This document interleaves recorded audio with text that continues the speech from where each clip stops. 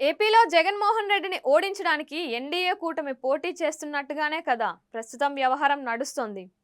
జగన్ను ఓడించడం ఒక్కటే లక్ష్యంగా జెండాలు వేరైనప్పటికీ కూడా మూడు పార్టీలు కలిసికట్టుగా పోటీ చేస్తున్నామని చంద్రబాబు నాయుడు పాపం తమ సమైక్యత గురించి పదే పదే సభల్లో ఊదరగొడుతున్నారు. అయితే నిజంగానే ఈ మూడు పార్టీలు కలిసే పోటీ చేస్తున్నాయా, లేదా తాము కలిసి ఉన్నట్టుగా ప్రజలను భ్రమ పెడుతున్నాయా అనే అనుమానం కలుగుతోంది. ఎందుకంటే పవన్ కళ్యాణ్తో కలిసి 2 రోజుల పాటు చంద్రబాబు నాయుడు సభలు నిర్వహిస్తే బీజేపీ సారథి పురంధేశ్వరి ఒక్కరోజే వారితో కలిసి పాల్గొన్నారు.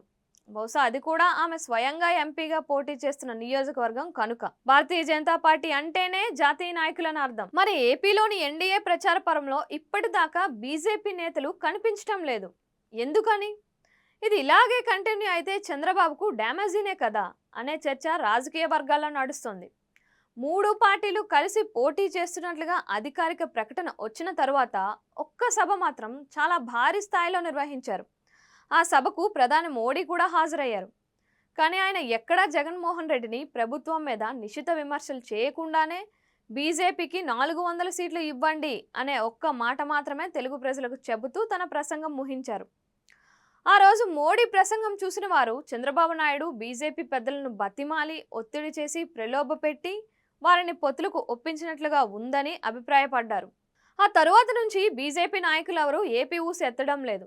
చంద్రబాబు మాత్రం ప్రచారానికి జాతీయ నాయకులు చాలా మంది వస్తారు అంటున్నారు. ఒకవైపు ప్రచారం ఇప్పటికే చాలా చోట్ల పూర్తి చేసేస్తున్నారు. జాతీయ నాయకులు కూటమి ప్రచార సభల్లో చురుగ్గా పాల్గొనకుంటే దాని వలన కమలం పార్టీ శ్రేణులకు తప్పుడు సంకేతాలు వెళ్తాయి. మనం మనస్ఫూర్తిగా తెలుగుదేశానికి సహకరించాల్సిన అవసరం లేదు అనే సంకేతం వెళ్తుంది. చంద్రబాబు వారి కోసం ఆరాటపడి పొత్తులు పెట్టుకున్నారే తప్ప వారేమీ ఈ పొత్తులపై అంత ప్రేమగా లేరనే అభిప్రాయం ప్రజల్లో ఏర్పడుతుంది.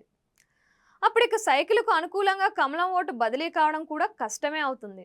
ఈ పరిణామాలను దృష్టిలో ఉంచుకొని చంద్రబాబు నాయుడు సహా మోడీ తనకు సత్సంబంధాలు ఉండే జాతీయ నాయకులను ఎంతమందిని ప్రచారానికి తీసుకొస్తే అంత మంచిది అని పలువురు విశ్లేషిస్తున్నారు.